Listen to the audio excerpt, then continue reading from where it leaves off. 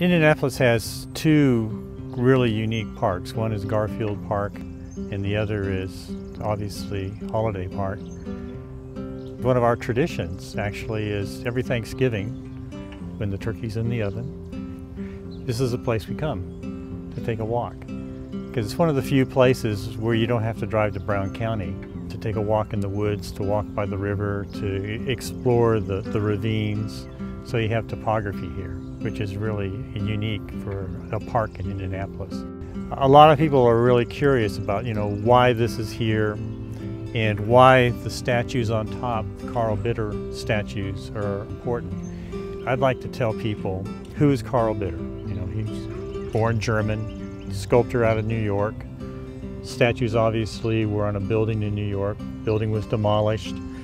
David Burns, an architect, and Elmer Tafflinger obviously were part of an international group of people competing to have these statues in their city.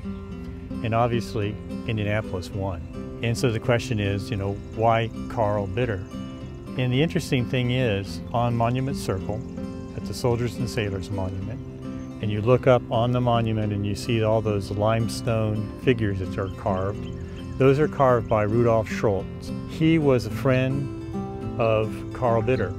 And in fact, when Carl Bitter left Austria to basically avoid military service, compulsory military service, the only friend he found in Germany was Rudolf Schultz.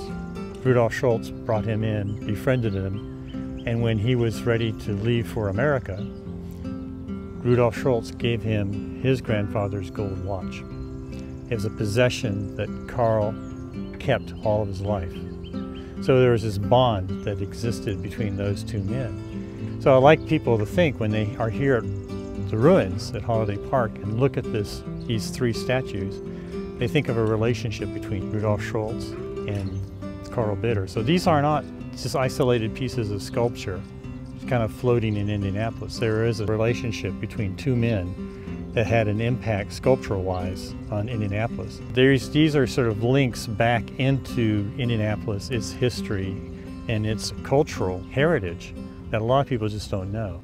I'm from Portland, Oregon, and we have in Portland lots of fountains, and all the fountains are accessible.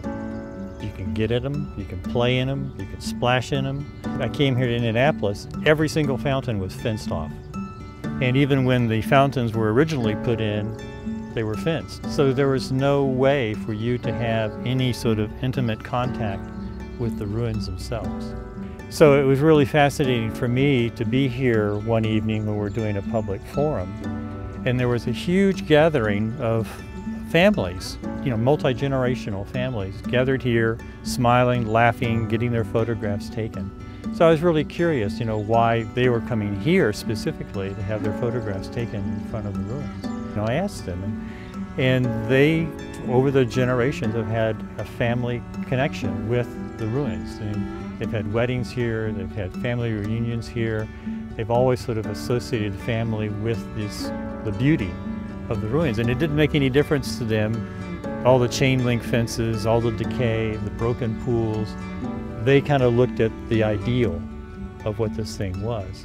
People see a lot more into them than has ever been available to them. So imagine when these fences come down and the fountains that are here go away, and you actually invite people up to the edge of the ruins or invite them into the ruins and invite them to participate, to have picnics.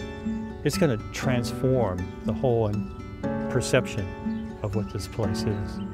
And we've always seen this as being a part of the extension of the education in nature. One of the aspects that we're doing is a green fountain. There will be a fountain that will be running 365 days a year.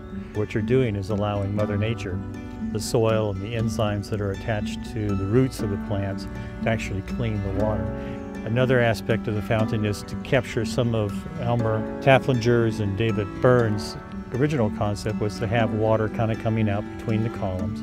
But then we're going to add, instead of a reflecting pool, which people don't like to have anybody in, is to have what we call a shimmer, which is only like a 1/4 inch of water.